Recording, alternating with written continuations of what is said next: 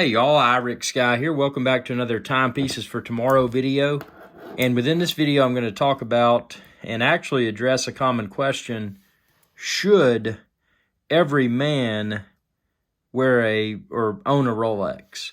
And should they, and why? So this right here is probably one of the most popular Rolex references. It's called the Submariner.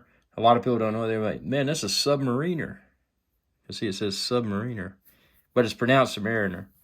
And should every man own a Rolex? It doesn't have to be a Submariner. It can be any other Rolex reference, but see, there's so many other options out there. Look at that, what I got on my wrist. Ulysses Nardin Maxi Marine Diver with a burgundy dial. So, but arguably, Rolex is probably the king and will probably always remain the king in the eyes of watch people. Now, there's two different camps of watch people. There's the people that they don't really know anything about watches, and they see a Rolex and they're like, man, that's the best of the best. You know, Rolex branding, they've been able to establish themselves as the top of the line wristwatch. Understandably so, they're excellent quality, quite possibly the best quality wristwatch on the market. But because of branding, they've created this persona that, ooh, you know, they're the best. And the reality is there's a lot of wristwatches out there, and I love wristwatches. But this is the Ulysses Nardin Maxi Marine Diver, and I've got there's some spots on the sapphire crystal because I've been grilling and my steak was spitting on it on the grill. But, yeah, let me wipe that off over here off camera. But there's a lot of timepieces that look as good, if not better, than a Rolex, but because they don't have Rolex on the dial, they're often not perceived as the king of the king. And see, this right here is really cool. It's got a Cyclops. See that right there, that date magnifier? But it's underneath the sapphire. Now see, with the Rolex, I didn't go with a date. And the reason I didn't is that I don't like the Cyclops that sticks out on the sapphire. I think this right here, as far as Rolex is concerned, I think that the Submariner No Date, this is Submariner No Date, and you don't call it No Date, you just call it Submariner, but this is the Rolex Submariner 114060, and I think this is the best example of a Rolex watch in the world. It's been banged up, man. I've scratched it. Look at all the scratches. I've run into walls. You know, I go out and have a good time, and you know, stuff happens, man. But, you know, with that being said, I think, you know, should every man own a Rolex? I think they should, and I think the reason they should is that, you know, if you don't own a Rolex, then you feel like you've never created any form of success for yourself. You know, part of the Rolex journey is feeling that, okay, I've accomplished something, so you know, now I got to buy a Rolex and wear it and be like, okay, I'm successful. But the other part of it is actually, you know, these timepieces, regardless of how successful the branding has been and has become and has continued to even get stronger and stronger, the quality of this timepiece of a Rolex cannot be trumped. I mean, most of them are waterproof, not waterproof, but highly water resistant. The case finishing is great. The movement is in-house. I mean, this is, you know, they don't, it's not a situation where they're manufacturing timepieces and you're like, oh, dude, you know, you can see how they're marketing department, like, man, we're the best people in the world, you know, we could sell whatever. They've never cheapened up. You know, the timepieces have only gotten better. I mean, this right here is a prime example. I mean, this has, historically, with a Submariner, you would have an aluminum bezel insert. This is ceramic. It probably won't crack. It probably won't fade. It probably won't scratch. I mean, that's how awesome it is. The movement is, you know, an in-house movement. The bracelet. The new Rolex bracelets like this one, man, they're great. They're solid. They're very adjustable. They've got micro adjustments by way of glide lock, which is down in this on your sports watches. You know, the current reference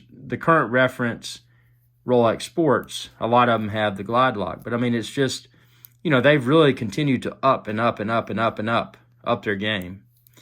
Now, granted, older Rolexes, and when I say older, I mean I'm talking about pre-1980 or so. A lot of those they didn't have the bracelet that's as nice as this. They didn't have the ceramic bezel. Ceramic bezel wasn't a thing at that time. They've continued to improve, and I think that I definitely feel that every man should own at least one Rolex.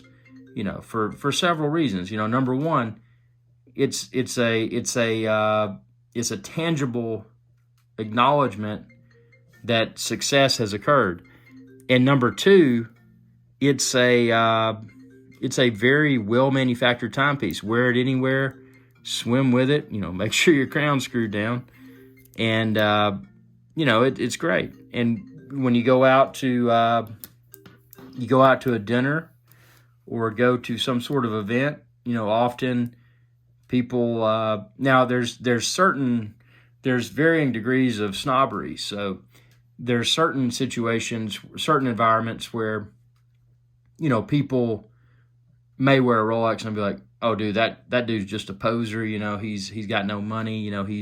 He's low class or whatever."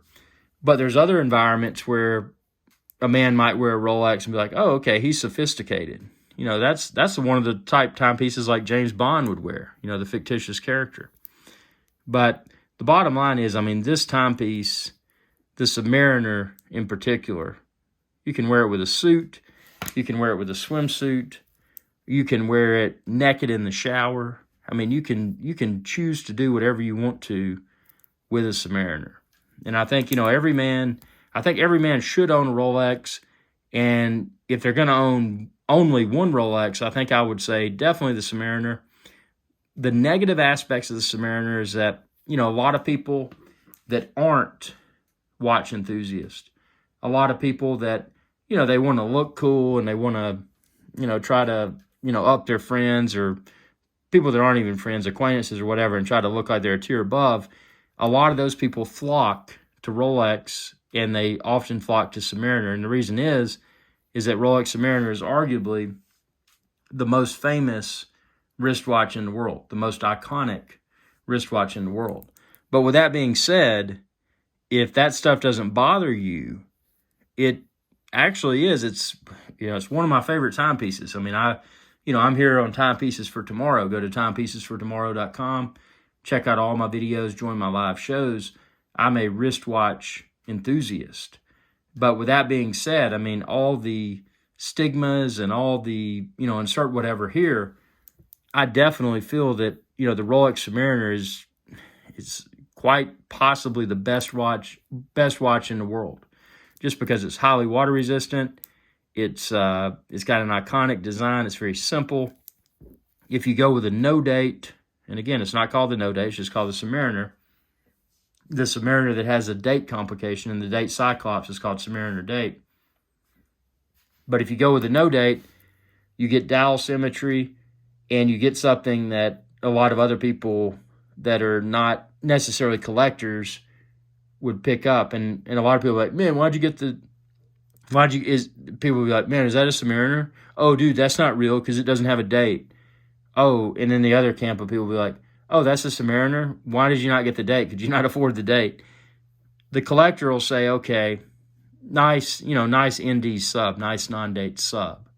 Or they might just say nice sub, acknowledging that, you've got taste and you've got a degree of sophistication that is a level beyond your average Joe or Jane on the street. And, for that reason, I think every man should own at least one Rolex. And if you're only going to get one, if it's going to be one and done Rolex, I would definitely consider the Submariner, or I would definitely consider the, even an OP, an Oyster Perpetual. They're really good. I would keep it simple. I would keep it no date. Keep that dial symmetry. And, just be a boss, man.